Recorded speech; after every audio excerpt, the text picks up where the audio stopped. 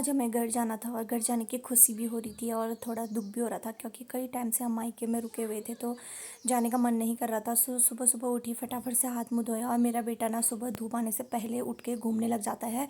Mummy बना रही थी ब्रेकफास्ट तो मैंने सोचा मम्मी की थोड़ी सी हेल्प कर लूँ क्योंकि आज तो जाना ही है तो थोड़ा बहुत काम कर लेती हूँ। मम्मी भी कहेगी कि जाने वाले दिन ही काम कर रही है। वैसे जितने दिन में रही मैं उतना काम नहीं कर रही थी मम्मी के घर में, क्योंकि ना मम्मी के घर में ना आराम का मतलब आलस जैसा आता है तो मतलब उठा ही नहीं जाता है।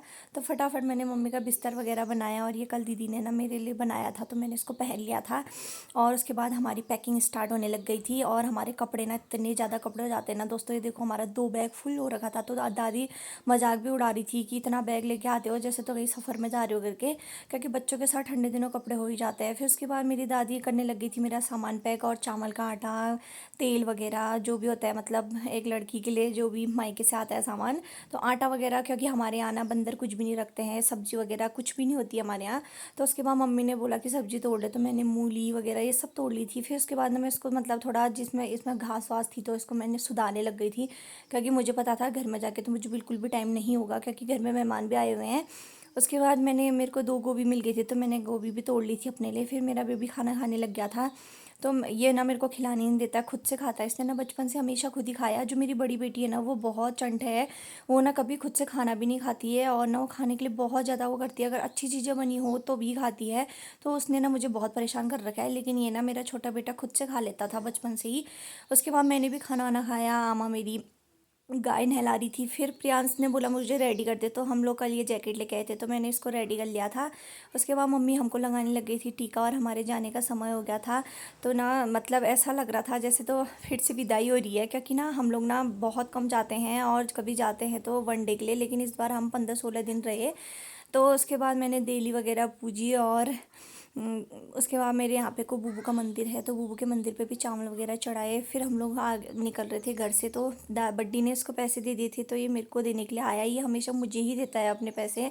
उसके बाद बड्डी को भी बाय बाय कराया इसने और मेरा सामान सब बाहर लेके आ गया था कपिल। तो उसके बाद ये देख रहा था कि मेरी जैकेट की टोपी करके खूब खुश हो रहा था। फिर उसके बाद मम्मी को भी सामान दे दिया था, एक बैग मम्मी को दे दिया था, एक बैग इस बार ना हमें पैदल जाना था वड्डा था क्योंकि इसके पापा आ रहे थे भीड़ में। तो मम्मी कह रही थी मुझे भुजिया बना दिया है। फिर इसने अपने नाना जी को देखा तो ये सीधे दौड़ के आया अपने नाना जी के गोद में। उसके बाद हम लोग बैठ गए थे वड्डा वाली गाड़ी में और भर गई थी उसी टाइम। फिर उसके बाद ये देखो अपनी नानी को प्यार कर रहा था और नानी बहुत इमोशनल हो रही थी, नानी से बोल रहा था आप भी चलो करके। उसके बाद उसके पापा आ गए तो अपने पापा के साथ बस खुश हो गया कि मेरे पापा मुझे लेने के लिए आ गए हैं। और मेरी बेटी और मेरी भंजिया भी आई हुई थी घर से और ये देखो कितने खुश हो रखा है ये अपने पापा के साथ गाड़ी में जा रहा हूँ करके। फिर जैसे ही घर में पहुँचा तो सबसे पहले ना इसने किसी को भी नहीं देखा और सीधे गया अपनी दादी के पास। और ये अपनी दादी को बहुत ज़्यादा प्यार करता है क्योंकि इसकी दादी इसको घुमाने ले जाती है ना, स्कूल वगैरह आंगनवाड़ी घुमाने ले जाती है तो ये दादी को ही अच्छा मानता है। फिर दादी को प्यार कर रहा था और दादी से बोला था मैं आ गया।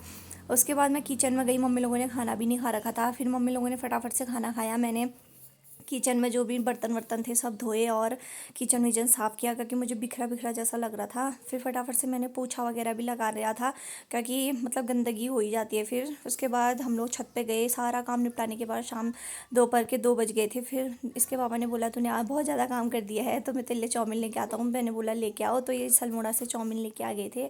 हम लोगों ने सबने मिलकर बैठ के चाउमीन खाई। फिर चाउमीन खाने के बाद मेरी शाम की तैयारी स्टार्ट होने लग गई थी। आज मैं बना रही थी पनीर, जो कि कल मेरी मम्मी ने घर से बनाया हुआ पनीर था जो मतलब आधा केजी जितना हो ही गया था। फिर उसके बाद मैंने पनीर के पीस वीस काटे और मैं वड्डा की जलेबी लेके आई थी।